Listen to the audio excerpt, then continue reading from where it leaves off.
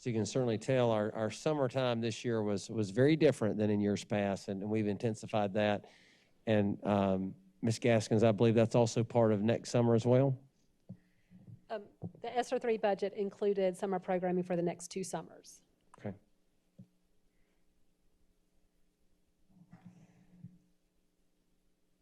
And I'm thankful for Mr. Bissell for being here tonight, and as he's going to walk us through what really was maybe one of our landmark achievements last year in LOOLA. Thank you, Dr. Little. Madam Chair, members of the board, I appreciate the opportunity to provide a summary of our LOOLA program this evening. We'll start from the beginning. In July of 2020, our senior leadership team determined that it was necessary for our district to offer a 100% online learning model to our parents and students for the 2021 school year in response to the COVID-19 pandemic. And at this time, when that decision was made, Lexington One Online Learning Academy offered supplemental online courses primarily to high school students, with a few middle school students completing advanced math coursework. And so up to that point each year, LOOLA provided around 20 total course offerings to about 30 students a year who required flexible options for earning high school credits. By the end of that month, LOOLA had approximately 7,300 students in grades kindergarten through 12 enrolled in the program. And so obviously LOOLA would need to be redesigned and built from the ground up in approximately a month to provide students and families with the online option by the end of August. So that spurred an intense collaborative effort among central services divisions and 31 schools. We launched that effort to create the version of LOOLA that we're familiar with now. As we got deeper into the details of that planning, we realized that we would need to build 3 distinct programs within LOOLA. So we'll talk a little bit about elementary program.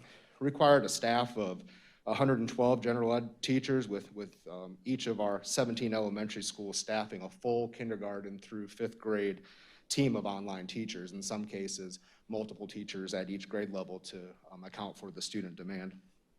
Each school identified an assistant principal to serve as the LOOLA administrator and point of contact for students and parents and teachers. Human resources and school administration worked together to reallocate the FTE based on the number of students in the online model at each school. Students coming into the online model meant less students in the face-to-face model, which means that teachers had to come out to teach the online model and then balance everything out inside of the school. So scheduling students into the LOOLA program was half the work. Rescheduling the school's face-to-face students and teachers was the other half. And so when LOOLA scheduling was complete for the fall, there were 3,060 elementary students learning in our online academy, with the grade level breakdown shown on this slide. So the natural structure of elementary schools and the high enrollment numbers at each school allowed us to set the program up inside of each school, with the grade level teams being there serving primarily students from their school with teachers from their school. We were not able to do that in the same way with our middle school program. So our middle school student enrollment in the fall was around 1,900 students, 1,932. That required 81 teachers to cover the over 584 course sections to fulfill the student demand for middle school LOOLA. Students registered for their core courses, but also a variety of exploratories like STEM and computer science, performing and visual arts, phys ed, and world languages.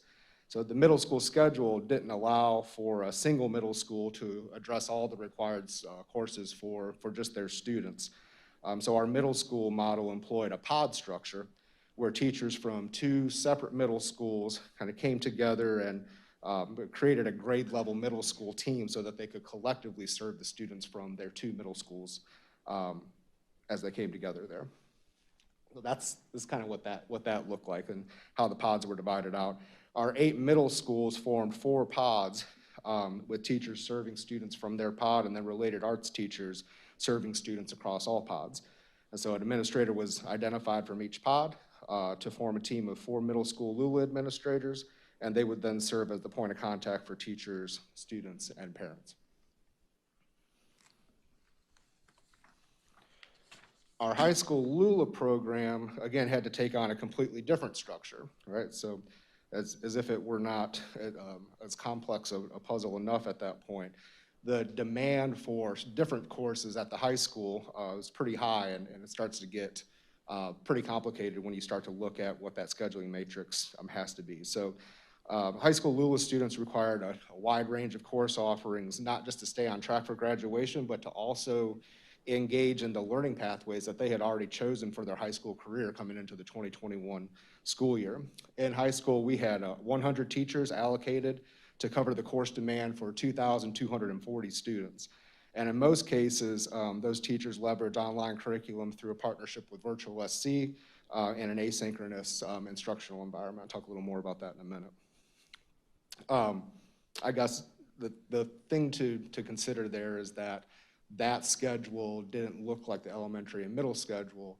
It was much more a self-directed model for our high school students where they had opportunity to work through coursework, but teachers did schedule regular synchronous interaction and peer collaborative opportunities to support their students throughout that process.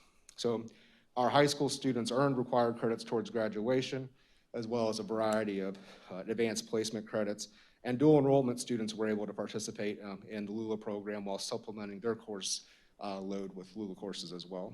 Again, administrator identified within each high school to serve as a point of contact for the teachers and the students and the parents from their school. So scheduling and staffing, as well as technology access, some of the key pieces there, and those were all addressed simultaneously from July through the start of that school year, last school year. But we also had to create program consistencies and student guidelines for each grade band to address each of those different models. Our middle and high school programs in particular required a huge effort to create consistency among all of the schools in that grade band.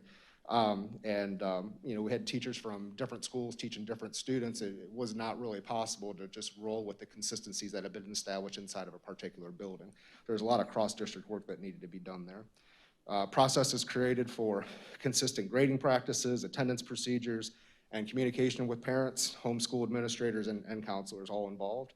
We coordinated support services for special ed, 504, ESOL, and intervention between school-based providers and LOOLA teachers and students remotely. And we work with administrators and teachers all year on improving and enhancing all of those processes. Curriculum planning and instructional coaching was critical at all grade levels as you're transitioning to a new instructional environment. Not only did we need to develop curriculum and materials that were functional for the online classroom, but we also needed to prop up approximately 300 teachers total who are transitioning to a brand new way of teaching and providing learning experiences for students in a very short period of time. We launched a weekly professional learning series that brought teachers together to learn and collaborate across our district virtually. Our instructional coordinators held weekly office hours for curriculum support. A teacher hub of digital resources was created and updated to meet the ongoing needs of teachers throughout the year. And perhaps most importantly, we visited teachers and we brought them LOOLA swag and we met with them online to talk through their challenges and highlight their successes. And we focused on building a true LOOLA community across our district for those teachers to feel a part of. This is a snapshot of some of those structures that were put in place, some professional learning, highlighting virtual student work, counseling services, on-site book and material pickups. And that's just a snapshot of what it might look like from a student perspective, maybe learning math or engaging in an ELA group discussion. So many students found a great fit in the online classroom for them, and others struggled, honestly, to make the transition to such a self-directed environment. Our teachers, they're vigilant in reaching out and contacting students and trying to engage them and reaching out to families to engage them. We realized soon that we were gonna need to come up with a way to track those students who were what we called, periodically disengaged. They were kind of in and out. And so we built and coded a spreadsheet so that we could try to keep track of those students across all of the schools in a particular grade band. And while schools worked as hard as they possibly could to try to keep that updated, it was a little cumbersome. In some cases, it was successful in reaching those students.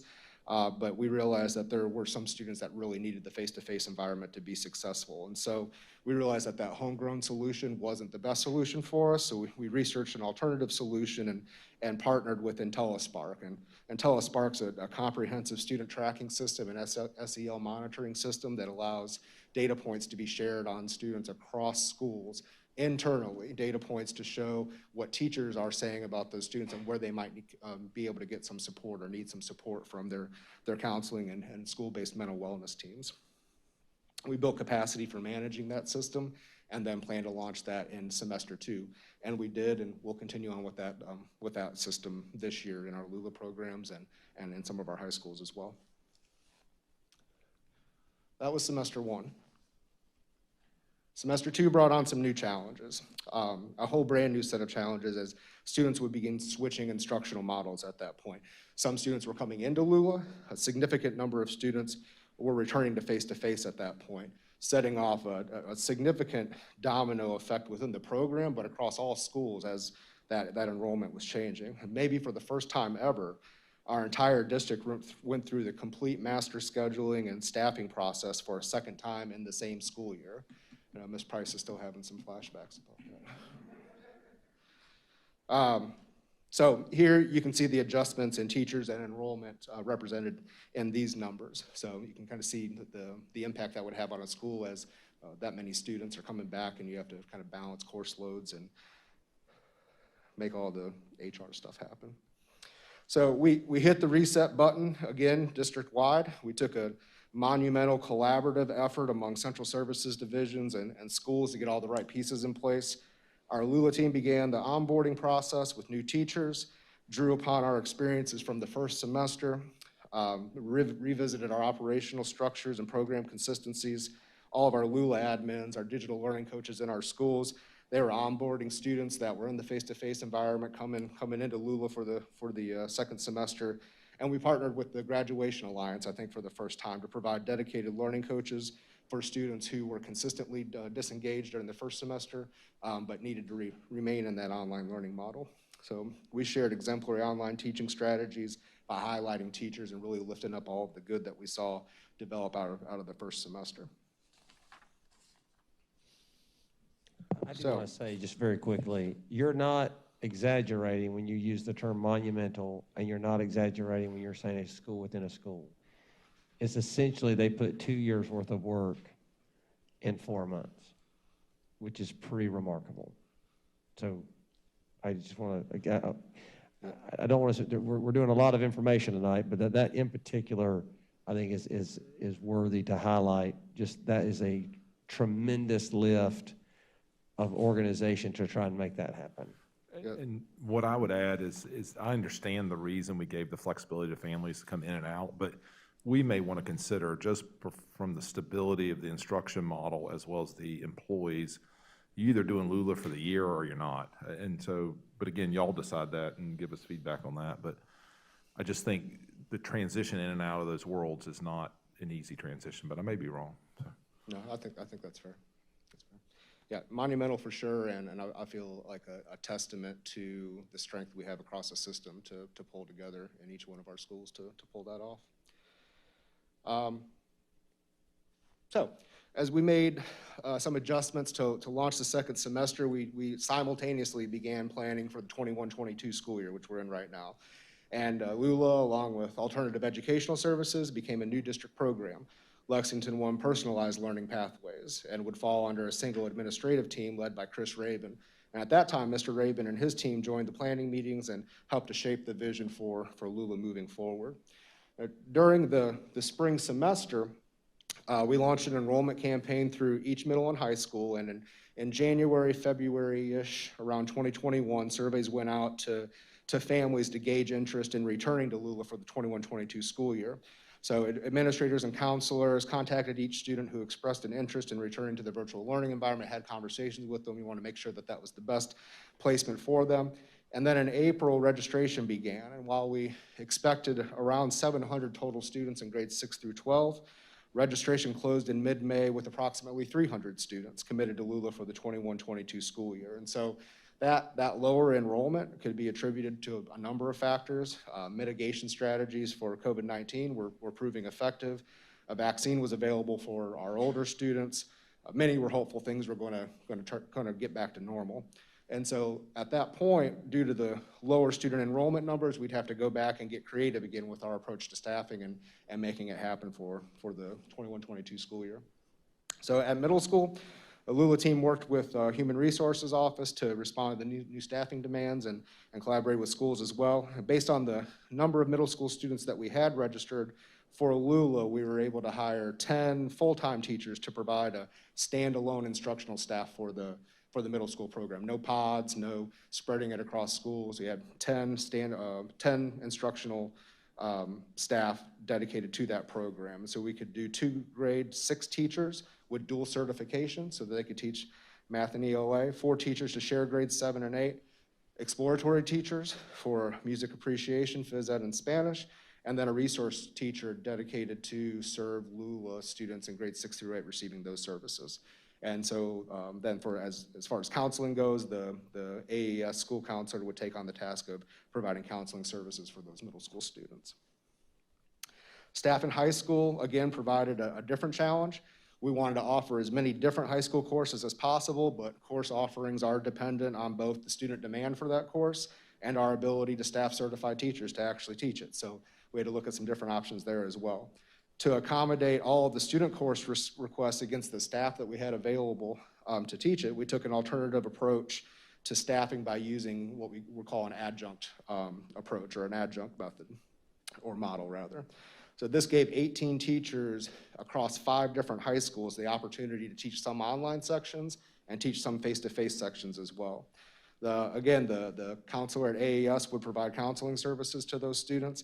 And then we contracted with Virtual South Carolina to purchase some virtual learning labs, which allow us to leverage the Virtual SC course curriculum, but a Virtual SC teacher as well to plug some of those gaps where students needed these courses to stay on track for graduation, but we didn't have the teachers to service them at that point because we're trying to balance the face-to-face and online demand. And then, of course, we'll continue to work with Virtual SC for content creation on their course platform to give the teachers a little bit of help in creating those learning materials for students. I'm almost there, I promise. So as of the beginning of June 2021, not too long ago, we anticipated a LOOLA enrollment of 314 students. The breakdown is 139 middle school and 175 high school. And so we moved forward with the idea, and Mr. Raven and his team did a tremendous amount of work to get that program propped up around those numbers. It would be a program of choice for students who are most comfortable with the online learning model or could benefit from a flexible daily schedule. But of course, what was happening is COVID-19 cases were steadily increasing, and so then did the number of families requesting virtual learning options for their children.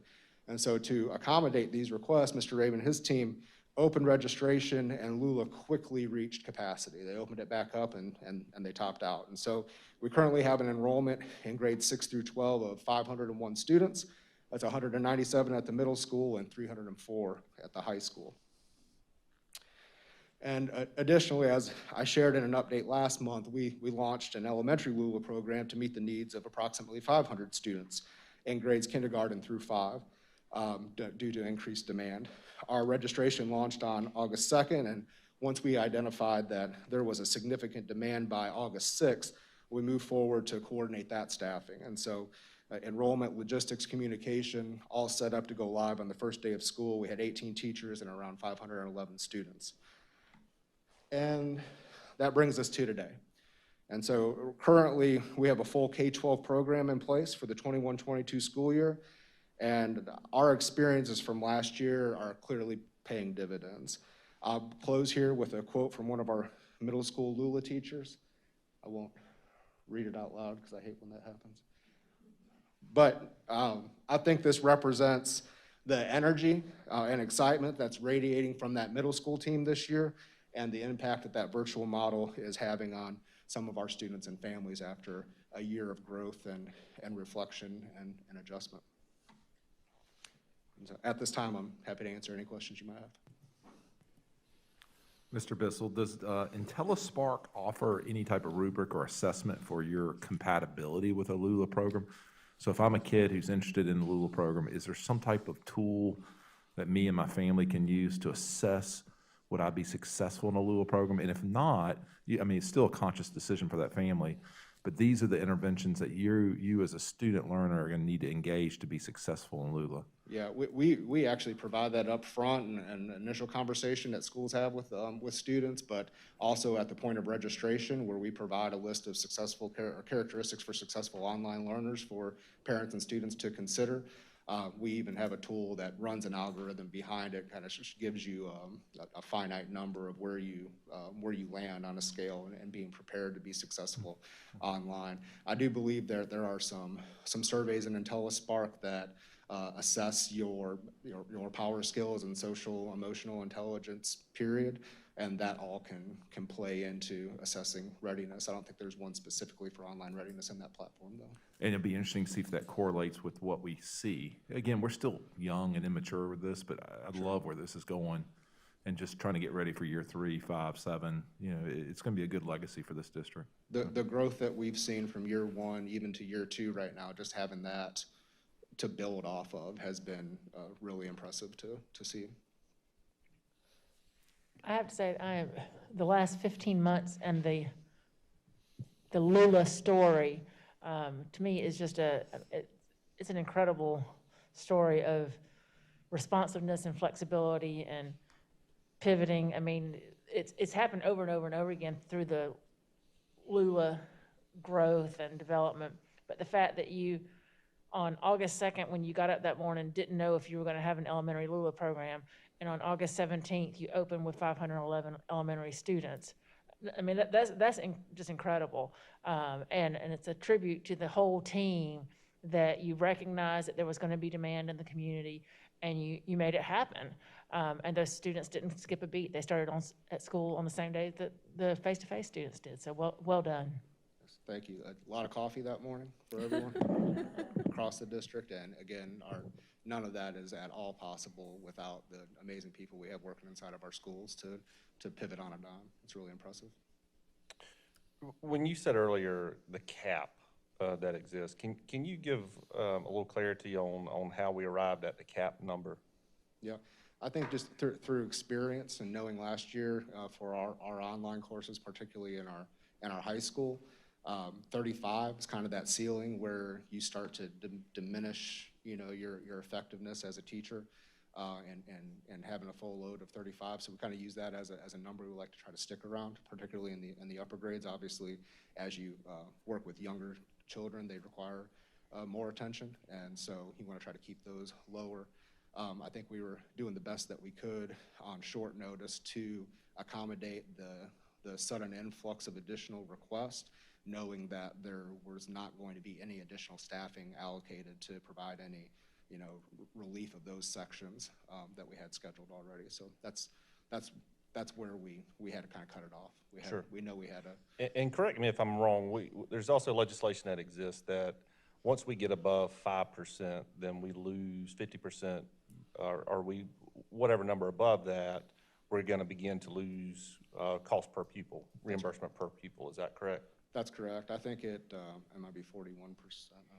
It's like we can have, I think, 1,317 students, and we have 1,012 right now. So we can't get to that number unless we add staff.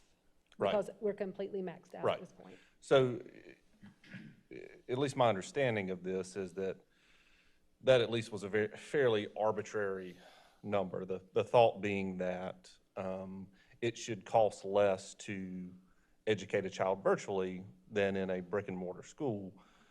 In your experience, how do you see that playing out? Yeah, it's a good question. I mean, clearly you don't have as many. Your facilities aren't used in the same way, and so I'm sure somebody could place a number on that. I think what it comes down to is the high quality instruction, and so our most valuable assets are teachers, and you can't skimp on teachers if you go online. So I would say that I guess theory is flawed in that sense. And obviously less is more. I mean, the more dedicated if we could get that number down from 35 to 25 to 20, obviously the educational product is going to be better. I say all that, and obviously they also, all of these students have access to athletics, band, any other services offered by the school district. Is that correct? Athletics, yes. The fine and performing arts this year was not something we were able to offer. Right, okay, you're right. Potentially at some point, but yeah, they do still have that connection back to the school, and athletics are wide open. Sure. So all that to say, I hope that as we look at this moving forward, that they take that in consideration with the legislation to say, okay, we had to start somewhere, and 5% is where they started. But obviously to do it and to do it well, maybe that 5% is fairly arbitrary, and maybe that number should, because again, if we're going to mold an educational product around each individual child, well, each individual child is going to have different needs, and some are going to be served in LOOLA, and some are going to be served face-to-face. And so I just have concerns that we just pick an arbitrary, and not us, but as a state, that we have picked an arbitrary number that maybe doesn't carry a whole lot of weight, or at least it should be examined regularly. Yeah, the original arbitrary number that they chose was anybody. So if one student, that they started that way. And what we really argued for them last spring, and again, I think sometimes when you look at things that were done last spring in the context of declining pandemic stress, and then you see in the fall, and now we're increasing again in short terms of impact. But it started out with this idea that any student would be counted in that way. We argued that our online virtual programs were actually innovation incubators, and that we did not want them to discourage us from utilizing that. I think what they were really looking at was really a different thing about staying virtual as a district, as opposed to offering these types of programs. So we really were arguing that the Online Learning Academy was this innovation incubator for districts, and that as we talked about moving back, I think you talked about being better than normal, that this was really that fertile ground for that. That was important to utilize the lessons that we learned last year and apply them this year. I think you can really already see that in terms of how we are supporting students who are quarantined or sick at home or whatever it may be. We're already improving that process, where you see schools that we're temporarily switching to a virtual model. Their experiences are much different, say, than they were 18 months ago, without a doubt. I mean, really leaps and bounds. But so on the one hand, we kind of wish they would get rid of the cap, but on the other hand, we're thankful for that the cap's not, 100% or 0 or whatever it is, because that was more one kid, because that was going to be more difficult for us. But again, I think you'll see the growth that we're making there has truly served as that innovation to really push innovation in the school district, and about how we learn and think about students, even in something, and I don't know if I think Albert's gone, but even something as simple as self, which we were really time and space bound when we started talking about self. And it was, how are we going to get tutors to Pillion or to Gilbert from other places, not tutors, academic coaches, sorry. How do we get academic coaches to those areas? And likewise, how do we get those students, whether to maybe USC or to, wherever it may be? How do we bridge that gap for students? And then, of course, how we do that virtually totally revamp that entire experience as well. So there are areas where we prefer, obviously we prefer face-to-face as a number one delivery model. But I think what we're doing is we're maximizing the virtual learning experience and that learning environment, and that helps out a lot. Yeah, and we see the same thing play out in medicine right now in terms of telehealth.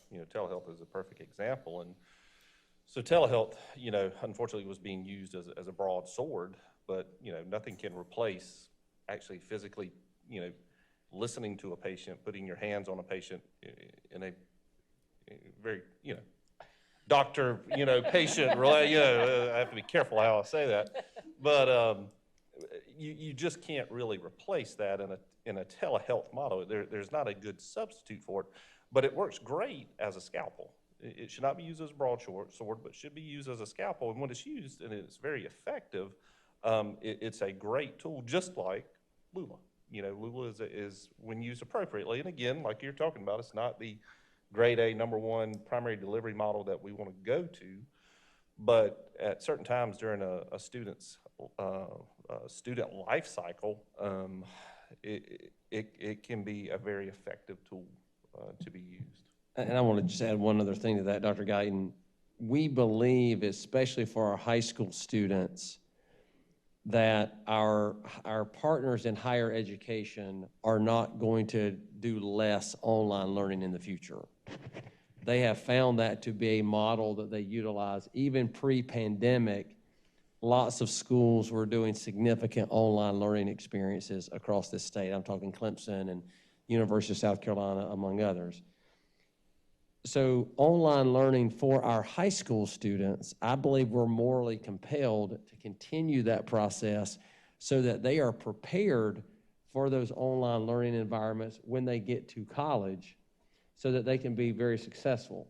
So when you think about LOOLA in the future, to use your scalpel metaphor, LOOLA in the future might be, and we'll just use Tiny Child as an example. Naomi may say, I want to do 3 face-to-face classes and 1 LOOLA class, or 2 LOOLA classes, and I want to get ahead.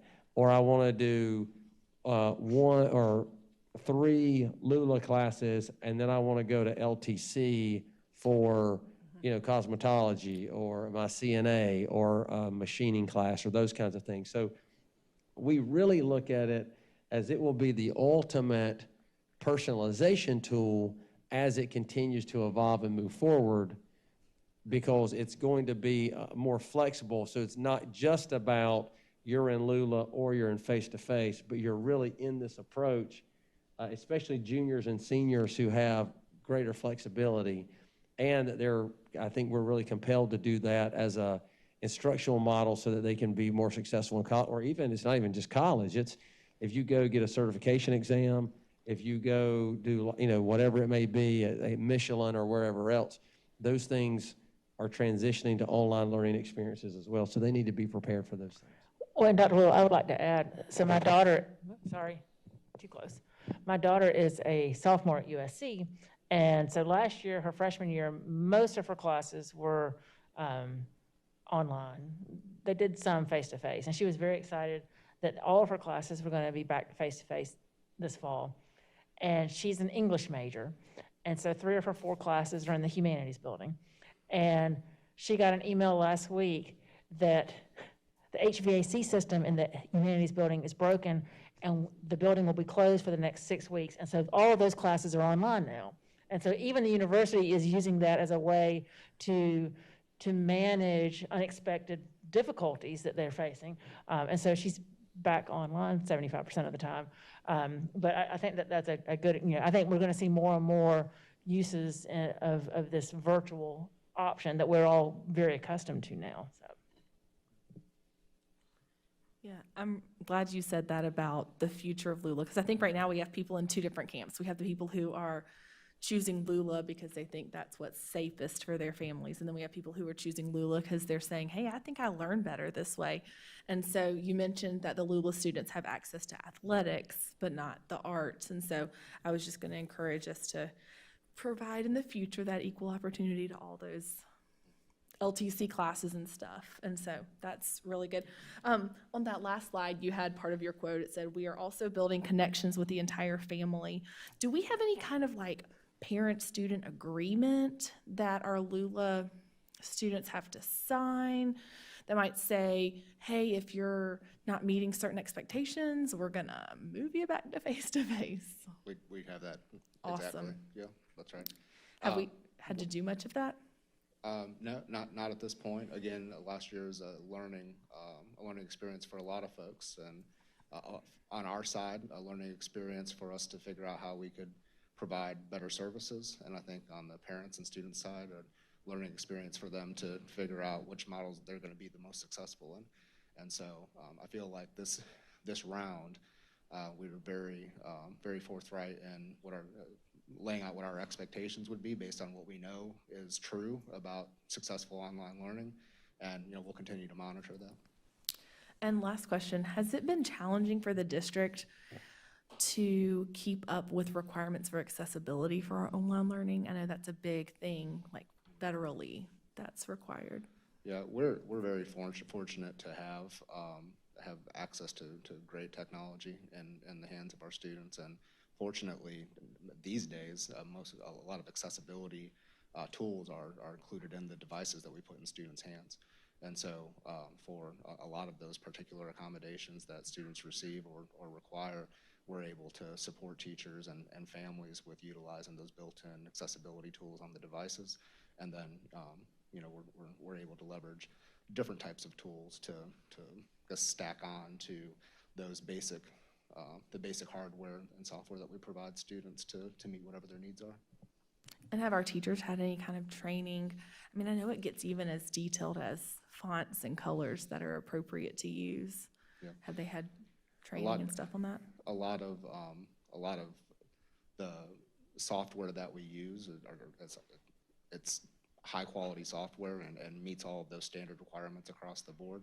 We do provide a good bit of training and support on how to leverage accessibility tools on the devices as well. And so even things like our learning management systems take into consideration some of those different accessibility guidelines that are in place and build those into their platform so that when they're designing, those things are already there.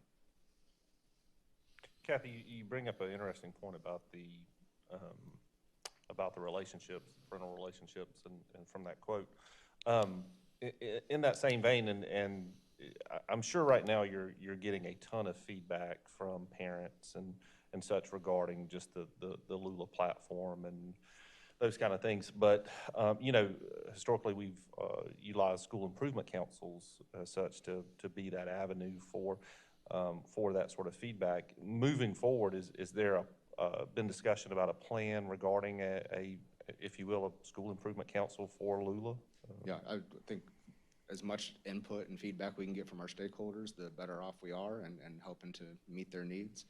I would have to follow back up with Mr. Raven on any particular plans that he has in place for middle and high school this year.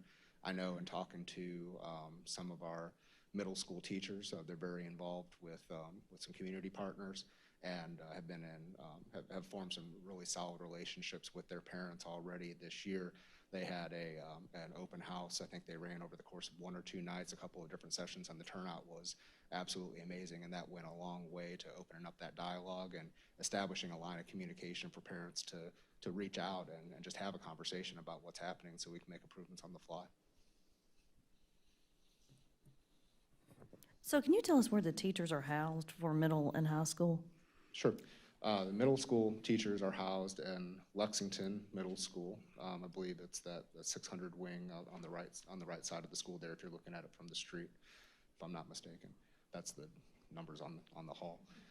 The high school teachers are spread out across our district in our high schools. And so we have maybe 4 teachers from White Knoll High School that are teaching LOOLA sections as well as face-to-face sections. Not at the same time, but their schedule is such so that they may have a LOOLA section in the morning, and in the afternoon they have 2 face-to-face sections. So they're still based at their home schools. Okay. And is any training offered to parents of elementary age students? So we put together materials to provide for them, just for the teacher to reach out when they do their welcome call, virtual open house, whatever it is they have in place. I'll be honest with you, this year with the quick turnaround, that may not have happened on the first day, but they are working through those parent conversations, and we have those resources available. We fine-tuned them not just over the past couple of years with LOOLA, but we've had to do that with our one-to-one implementation for years now, and so we've continuously made adjustments to those so that they're more family-friendly. Thank you. Yes, ma'am. Okay, thank you. Thank you, Howard.